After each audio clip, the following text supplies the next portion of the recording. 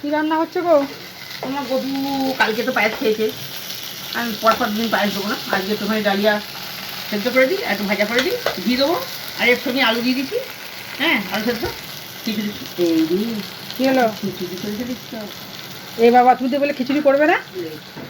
খিচুড়ি খাও, টাকা দেবো, নাহলে হ্যাঁ? ভুলে গেলাম কি করে। হে আমি বাবা, ভাবলাম সেদ্ধ ভাত করবো, আসলে এটা ভাজাটা করতে গেছি তো ভাজা রাইবা কেন করলে? সেদ্ধ ভাতের সঙ্গে তো ভাজা লাগে না। ওই মুখ খেয়াল নেই, ভুলে গেছি। দেখ, আজকে গপু খিচুড়ি খাবে। আজকে খা, কালকে সেদ্ধ ভাত করবো, আজকে খিচুড়িটাই খা। ঠিক আছে, ঠিক আছে, করো। হ্যাঁ, হ্যাঁ, করো তুমি। আমি খিচুড়ি খাপ দিয়ে রেখেছি, এবার খালি এটা হয়ে গেলে ঢেলে দেবো। ঠিক আছে। আজকে গপু সোনাদের করতে গেলাম সেদ্ধ ভাত, কিন্তু গপু আমাকে দিয়ে খিচুড়ি করে নিল। ভাজা খিচুড়ি, আমার প্ল্যান কিন্তু ছিল না আজকে খিচুড়ি করার। কি গপু সোনা, কি ভাবছো যে কাল তোমরা খিচুড়ি খেয়েছো, আমাকে বাদ দিয়ে খাবে? নাও, চুপচুপ করে খেয়ে নাও শোনা। আর কালকে যে তুই পায়েস খেলি, আমরা কি পায়েস খেয়েছি? আমরা কিন্তু কালকে পায়েস খেলি। আজকে সত্যি করি আমার আজকে একটু মানে সেদ্ধ ভাত করতে গিয়ে আজকে খিচুড়িটা কি করে হলো আমি নিজেই বুঝতে পারছি না।